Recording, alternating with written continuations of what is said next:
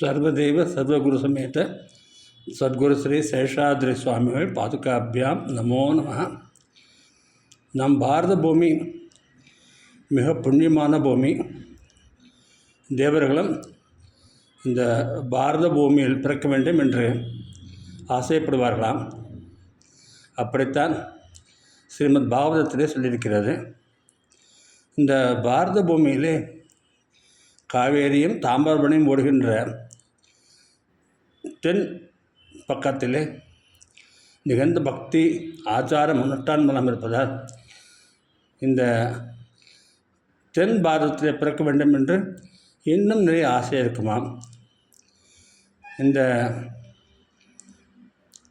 தென் பகுதியிலே வாழையடி வாழையாக எவ்வளவோ அருளாளர்களெல்லாம் பிறந்து விட்டார்கள், பிறந்து கொண்டு தான் நிற்கிறார்கள். ஸ்ரீ ஆதிசங்கரர் பிறந்தார், ஸ்ரீ ராமானுஜர் பிறந்தார், ஸ்ரீ மத்வாச்சாரியார் பிறந்தார். சமீப காலங்களிலே ஸ்ரீ ரமண பகவான், ஸ்ரீ சேஷாத்ரி சுவாமிகள், ஸ்ரீ காஞ்சி மகாபெரிவர் என்று தோன்றிக் கொண்டு தான் இருக்கிறார்கள். இவர்கள் பெயரை மட்டும் சொல்லணும் என்பதில்லை, ஆயிரக்கணக்கான மகான்கள் இருக்கிறார்கள். எல்லோருடைய பேரையும் சொல்வதாக இருந்தால் ஒரு மணி நேரம் போகவே போகாது. இப்போ சமீப காலத்தில் நாம் இருக்கும் காலத்தில் ஸ்ரீ மோகன் குருஜி என்பவர் இருக்கிறார். அவர் வருடம் முழுவதும் யாகங்கள் செய்கிறார், ஜபங்கள் செய்கிறார். பாஸ்கர் ராஜபுரத்தில் காமாட்சி அம்மனுக்கு கோவில் கட்டி தங்க கோபுரம் செய்வதற்கு ஏற்பாடு ஆகி கொண்டிருக்கிறது. உபன்யாசம் என்று பார்த்தால் அண்ணான் சொல்கிறார் அல்லவா, சமீப காலம் வரை இருந்த கிருஷ்ணபுரி சுவாமிகள் இருந்தார். இப்பொழுது பிரம்மஸ்ரீ சுந்தர்குமார் உபன்யாசம்லாம் செய்து கொண்டிருக்கிறார். அவருக்கு ராமாயணமோ பாகவதமோ பாரதமோ ஸ்காந்தமோ எல்லாமே புத்தகத்தை பார்க்காமலே சொல்ல முடிகிறது. அதற்கு விளக்கவரையும் சொல்கிறார். ஒருத்தன் வாழ்க்கையிலும் எல்லா அனுஷ்டானங்களும் கடைபிடிக்கிறார். இப்படிப்பட்ட மகான்கள்லாம் இருக்கிற இந்த பூமியிலே நாமும் பிறந்திருப்பது நமக்கெல்லாம் மிகப்பெரிய அதிர்ஷ்டம். இந்த கார்த்திகை மாதத்திலே அமாவாசை என்று கங்கை தன் கணற்றிலே வரவழைத்த ஸ்ரீதர ஐயாவாள் வரலாற்றினை சொல்ல வேண்டும் என்று இருக்கிறேன். அவர் ஸ்ரீதர வெங்கடேசர் என்ற பெயருடன் இருந்தார். அவருடைய தந்தையார் பேர் லிங்கராஜர். அவர் மைசூர் சமஸ்தானத்தில் திவானாக இருந்தார். அவர் இருந்த பிறகு பெரிய மாளிகை இல்லாமல் கொடுத்து அங்கு திவானாக இருக்க வேண்டும் என்று அரசர் கேட்டுக்கொள்கிறார். ஆனால் அவர் எனக்கு ஆன்மீகத்தை இருக்க வேண்டும், மக்களுக்கு சேவை செய்ய வேண்டும் என்று சொல்லிவிட்டு அந்த மாளிகையை விட்டு வெளியே வந்து விட்டார். க்ஷேத்ராடனமாக வந்து விட்டார். அவர் வரும்போது அவரது மனைவி லட்சுமி அவர்களும் அவருடைய தாயாரும் கூடவே வந்து விட்டார்கள். அவர்கள் காவேரி எங்கெல்லாம் ஓடுகிறதோ காவேரி ஓடும் இடத்திற்கு பக்கத்திலேயே நடந்து வந்து ஒவ்வொரு க்ஷேத்திரமாக தரிசனம் செய்து எல்லா அனுஷ்டானங்களையும் பூஜைகளையும் செய்து அப்படியெல்லாம் செய்து வந்து கொண்டே இருந்தார்கள். அப்படி வரும்போது திருச்சிராப்பள்ளிக்கு வந்து விட்டார். திருச்சிராப்பள்ளியில் நல்ல இடத்தில் தங்கியிருந்து பூஜைகள் தான் செய்தார். திருச்சிராப்பள்ளியில் மாத்ருபூதேஸ்வரன் என்ற ஆலயம் இருக்கிறது. தினமும் அந்த ஆலயத்திற்கு சென்று மாத்ருபூதேஸ்வரரை தரிசனம் செய்வது அவருடைய வழக்கமாக இருந்தது. அப்படி ஒரு முறை தரிசனம் செய்துட்டு வரும்போது ஒரு வீட்டின் வாசலில் இருந்து கொண்டு நிறைய மக்கள் அழுது கொண்டே இருந்தார்கள். வீட்டிலிருந்து அழுகிய குரல் மிக ஜாஸ்தியாக கேட்டது. என்னவென்று விசாரித்தார். விசாரிக்கிற போது அவர் சொல்கிறார்கள், அந்த வீட்டில் கணவனும் மனைவி இருக்கிறார்கள். அவர் நிறைய விரதமெல்லாம் இருந்து புண்ணியமெல்லாம் செய்து ஒரு மகனை பெற்றெடுத்தார்கள். கடவுளின் வரனாக அந்த மகன் பிறந்திருந்தான். ஆனால் அவன் தற்போது இறந்து விட்டான். அவன் இறந்ததை தாங்க முடியாமல் பெற்றோர்கள் அழுது கொண்டிருக்கிறார்கள் என்று சொல்கிறார்கள். உடனே இந்த ஸ்ரீதர வெங்கடேச என்பவர் அந்த வீட்டில் நுழைந்து 28 ஸ்லோகங்கள் சொல்கிறார். 28 ஸ்லோகங்கள் அதற்கு தாராவளி என்ற பெயர். பொதுவாக தாரா என்றால் நட்சத்திரம். இப்போது 27 நட்சத்திரம் இருப்பதாக நாம் சொல்கிறோம். இதற்கு முந்தைய காலத்தில் அபிஜித் என்ற ஒரு நட்சத்திரம் இருப்பதாக சொல்லி 28 நட்சத்திரம் என்று சொல்வார்கள். ஒவ்வொரு ஸ்லோகம் 28 ஸ்லோகம் சொல்லும் போதும் சற்று விபூதி கையில் எடுத்துக்கொண்டு அந்த இறந்த குழந்தையின் நெற்றியில் இட்டு விடுவார். இம்மாதிரி 28 இட்டு விட்டார்.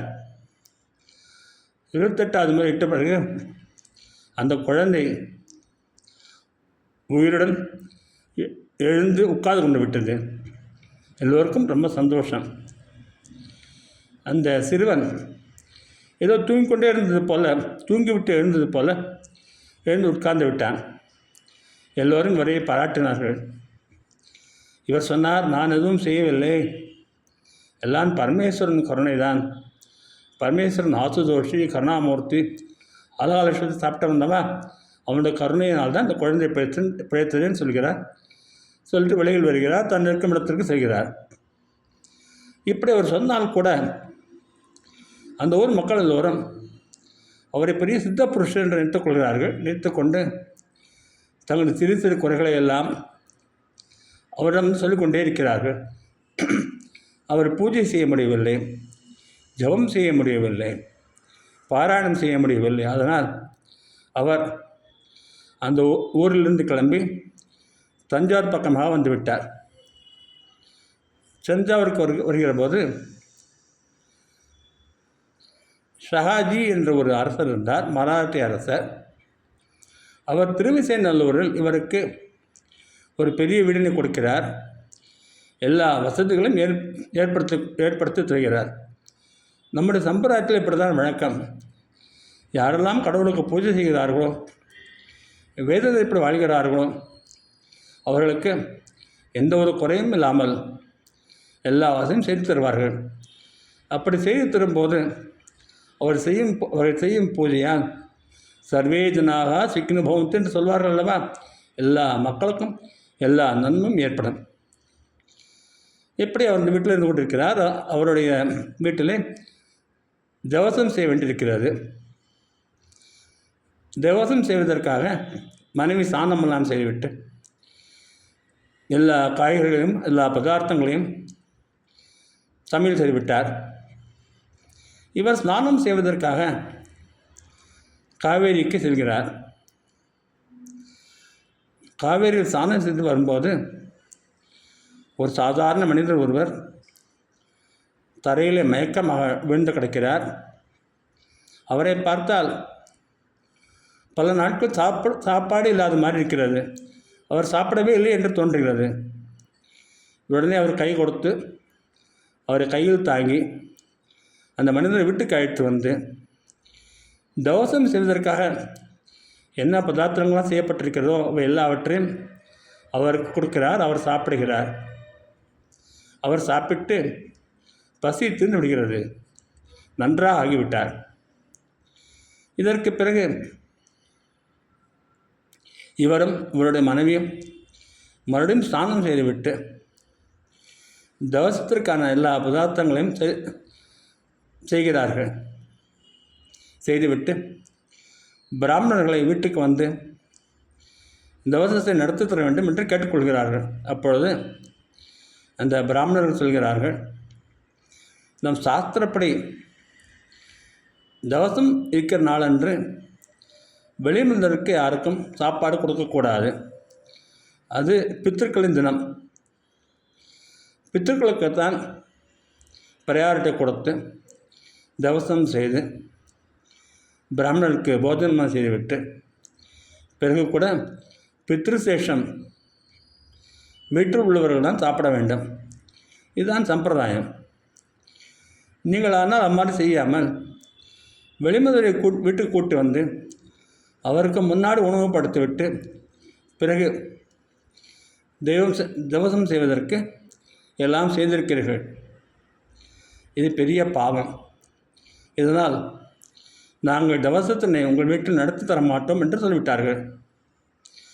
பிராமணன் சொன்னது தவறு எதுவும் இல்லை. சாஸ்திரம் அப்படித்தான் இருக்கிறது. அப்படித்தான் அன்று முதல் இன்று வரை எல்லோருமே கடைபிடித்து வருகிறோம். அதனால் இவர் வருத்தப்படவில்லை. இந்த ஸ்ரீதர வெங்கடேசர் வருத்தப்படவில்லை. அவர் திருச்சியில் இந்த குழந்தையை உயிர்ப்பித்த உடனேயே அவரை எல்லோரும் ஐயா என்று மரியாதை கூப்பிட ஆரம்பித்தார்கள். ஐயாவாள் என்று அவர் பெயரில் சேர்ந்து விட்டது, அடைமொழியாக சேர்ந்து விட்டது. அவரை எல்லோரும் ஸ்ரீதர ஐயாவாள் என்றுதான் கூப்பிடுவார்கள். அந்த ஸ்ரீதர ஐயாவாள் இவ்வாறு பிராமணன் சொன்னவுடன் அதற்கு வருத்தப்படவில்லை, பிராமணனிடம் எதிர்த்தும் பேசவில்லை. நீங்கள் சொல்வது சரிதான், ஆனால் பசியோடு ஒரு மனிதன் மயக்கத்தில் இருக்கும்போது அவனுக்கு உணவு கொடுத்து விட்டேன் என்று சொல்கிறார். சொல்லிவிட்டு நான் என்ன பிராயச்சித்தம் செய்ய வேண்டும் என்று கேட்கிறார். பிராமணர்கள் சொல்கிறார்கள், நீங்கள் கங்கைகளை ஸ்நானம் செய்தால் அது பெரிய பிராயச்சித்தமாக ஆகிவிடும். அதற்கு பிறகு நாங்கள் தவசம் நடத்தி வைத்து சாப்பிடுகிறோம் என்று சொல்கிறார்கள். இவர் எப்படி கங்கைக்கு போவார்? அது எவ்வளோ மைல் தள்ளி தானே இருக்கிறது, காசு செல்ல வேண்டுமே. அதான் என்ன செய்தார், பரமேஸ்வரனை பிரார்த்தனை செய்கிறார். இவர் தினமும் வழக்கம் என்னவென்றால் திருவிடைமருதூர் சென்று அங்கு மகாலிங்கம் என்ற சுவாமியின் பெயர், சுவாமியை வணங்கிவிட்டு பிரஷம்லாம் செய்துவிட்டு சுவாமிக்கு சாஷ்டாங்கமாக நமஸ்காரம் செய்துவிட்டு பிறகு வந்து தான் வீட்டிலே உணவு சாப்பிடுவது வழக்கம். அதனால் பரமேஸ்வரன் மீது இவருக்கு மிகுந்த பக்தி இருந்தது. எப்பொழுதுமே பக்தி இருந்தது, சிறு வயதிலிருந்தே பக்தி இருந்தது, எப்போது முழுமையாக இருந்தது. அவர் சிவபெருமானுக்கு நன்றாக பிரார்த்தனை செய்து எப்படியாவது கங்கை வர வேண்டும் என்று வேண்டிக் கொள்கிறார். அது மட்டுமல்ல, கங்காதேவியை குறித்து 8 ஸ்லோகங்கள் செய்கிறார். கங்காஷ்டகம் என்று சொல்வார்கள். அந்த ஸ்லோகங்கள்லாம் சொல்லிவிட்டு எங்கள் வீட்டு கிணறிலே கங்கை வர வேண்டும் என்று வேண்டிக் கொள்கிறார். அவர் வேண்டிக் கொண்ட பிறகு அந்த கிணற்று நீரிலிருந்து பிரவாகம் போல் கங்கை வந்துவிட்டது. கிணறு முழுவதும் கங்கை ஆகிவிட்டது. கிணற்றிலிருந்து வெளியே எல்லாம் கங்கா தண்ணீர் வந்துவிட்டது. தெருவில் தான் கங்கா தண்ணீர் ஓடியது. அந்த கிராமம் முழுவதும் அந்த கங்கை தண்ணீர் ஓடியது. அதை ஸ்நானம் செய்து விட்டார். பிராமணர்கள் பார்த்தார்கள், இவர் சாதாரண மனிதர் அல்ல, இவர் தெய்வத்தின் அருள் பெற்றவர், இவர் கங்கையிலும் ஸ்நானம் செய்து விட்டார் என்று புரிந்து கொண்டு அவரிடம் மன்னிப்பு கேட்டார்கள். மன்னிப்பு கேட்டுவிட்டு சாதம் நன்றாக நடந்தது. அது நடந்த மாதம் கார்த்திகை மாதம், அமாவாசை என்று நடந்தது. இந்த கார்த்திகை மாதம் அமாவாசை என்று ஒவ்வொரு வருடமும் அந்த கிணற்றிலே நீரூற்று ஏற்படுகிறது. நீரூற்று ஏற்படுகிற போது எல்லா பக்தர்களும் அந்த இடத்திற்கு சென்று அந்த கிணற்றில் நீரை எடுத்து ஸ்நானம் செய்கிறார்கள். ஆயிரக்கணக்கான மக்கள் செய்கிறார்கள். நம் நாட்டின் நம்பிக்கை மிகவும் நிலைக்கிறது. அந்த கார்த்திகை அமாவாசை இந்த வருடம் 30ஆம் தேதி என்று வருகிறது. நவம்பர் மாதம் 30ஆம் தேதி என்று வருகிறது. அன்றிலிருந்து அவர் வீட்டிலே உற்சவமாக கொண்டாடுவார்கள். பக்தர்களும் கலந்து கொள்வார்கள். இந்த ஸ்ரீதர ஐயாவாளை பற்றி வேறொரு சரித்திரமும் உண்டு. அந்த ஊரில் மிகப்பெரிய அளவில் மழை ஏற்பட்டு விட்டது. திருவெல்லாம் வெள்ளம். தினமும் கோவில் செல்வார் நான் சொன்னேன் அல்லவா, தினம் திருவிடைமருதூர் கோவிலுக்கு சென்று மகாலிங்கத்தை வணங்கி விட்டு உதாரணம் சொன்னேன் அல்லவா, அவரால் கோவிலுக்கு செல்ல முடியவில்லை. மிகவும் வருத்தப்பட்டார். எப்படி ஆகிவிட்டதே என்று நம்மால் கோவிலுக்கு செல்ல முடியவில்லையே, இவ்வளோ பெரிய வெள்ளம் இருக்கிறது, மழையை பெய்து கொண்டே இருக்கிறது, தெருவிலே காலையே வைக்க முடியவில்லை என்று வருத்தப்பட்டார். அப்படி வருத்தப்பட்ட சில நிமிடங்களிலே அவர் எதிரிலே அந்த கோவில் குறுக்கள் தோன்றினார். கோவில் குறுக்கள் பிரசாதத்தெல்லாம் எடுத்துக்கொண்டு வந்திருந்தார். அதையெல்லாம் அவர் கொடுக்கிறார். அதை ஸ்வீகரணம் பண்ணி கொள்கிறார். மிகவும் சந்தோஷம் ஏற்பட்டு விட்டது. சிவபெருமான் பரமேஸ்வரன் ஆசுதோஷி கருணாமூர்த்தி நம்மை மணக்கவில்லை. நாம் கோவிலுக்கு செல்லவில்லை என்றாலும் நம் வீட்டிற்கு பிரசாதம் வந்து விட்டது என்று மிக சந்தோஷமாக ஏற்றுக்கொள்கிறார். ஒரு நாள் 2ஆம் நாளும் அப்படி ஏற்படுகிறது. 2ஆம் நாளும் பிரசாதம் கிடைக்கிறது. 3ஆம் நாளும் ஏற்படுகிறது. 3ஆம் நாளும் பிரசாதம் கிடைக்கிறது. 3 நாள் ஆன பிறகு மழை நின்று விட்டது. தெருவிலே தண்ணீர் குறைந்து விட்டது. நடக்க முடிகிறது. இவர் கோவிலுக்கு நடந்து சென்று சுவாமியை நன்றாக பார்த்து வணங்கிவிட்டு பிரதட்சணம் செய்து சாஷ்டாங்கமாக நமஸ்காரம் செய்துவிட்டு அந்த கோவில் குருக்களிடம் சொல்கிறார், உங்களுக்கு மிக மிக நன்றி நான் சொல்ல வேண்டும். 3 நாட்கள் எங்கள் வீட்டிற்கு வந்து பிரசாதத்தெல்லாம் கொடுத்தீர்களே என்று சொல்கிறார். உடனே குருக்கள் சொன்னார், உங்களால் வர முடியவில்லை என்றால் என்னால் மட்டும் எப்படி வர முடியும்? நான் வரவே இல்லை, நான் பிரசாதம் கொண்டு கொடுக்கவில்லை என்கிறார். அப்போதுதான் புரிகிறது ஸ்ரீதர் ஐயாவாளுக்கு பிரசாதம் கொடுத்தது சாட்சாத் பரமேஸ்வரன் என்று. அப்படி அவர் சாமியிடம் பக்தியாக இருந்தார்.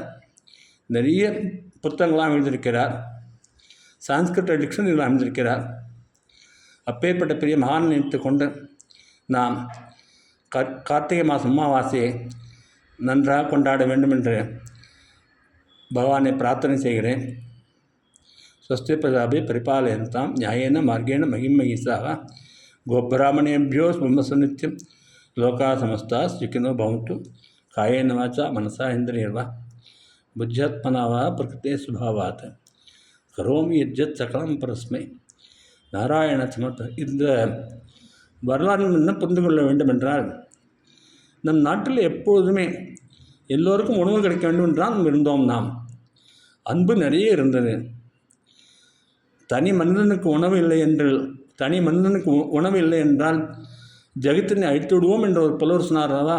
அப்படித்தான் எல்லோருக்கும் உணவு கிடைக்க வேண்டும். அது மட்டுமல்ல, எல்லா மனிதர்களுக்கும் உணவு கிடைக்க வேண்டும் மட்டுமல்ல, எல்லா உயிரினங்களுக்கும் உணவு கிடைக்க வேண்டும். அதனால்தான் நாம் காலையிலே காக்காவை கூப்பிட்டு சாதம் விற்கிறோம், பசு மாட்டிற்கு புல் கொடுக்கிறோம், கீரையை கொடுக்கிறோம், ஆத்துக்கீரையை கொடுக்கிறோம். இவையெல்லாம் நாம் செய்கிறோம். நாய்க்கு உணவு கொடுக்கிறோம், நாய்க்கு பிஸ்கட் நீ போடுகிறோம். இப்பொழுது இப்படி நம்மால் விடுதவரை நாம் எல்லா உயிரினங்களுக்கும் பசியை போக்குகிறோம். நம் மதத்திலே இது முக்கியமான விஷயம். அது இதனை புரிந்து கொள்ளாமல் வேறு மதத்தினை சேர்ந்தவர்கள் எல்லோரும் உங்கள் மதத்தில் அன்பே இல்லவே இல்லை என்று சொல்கிறார்கள். அது தவறான விஷயம்.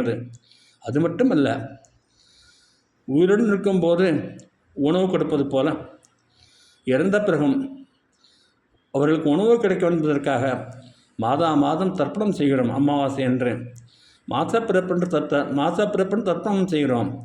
வருடத்தில் திவசம் செய்கிறோம். மகாளி அமாவாசை என்று எல்லா ஜாதி மக்களும் எல்லோரும் தர்ப்பணம் செய்கிறார்கள். இப்படிப்பட்ட உன்னதமான மதத்தினே நாம் தோன்றிருக்கோம் என்பது நமக்கெல்லாம் மிகவும் பெருமையானது. ஓம் சாந்தி சாந்தி சாந்தி.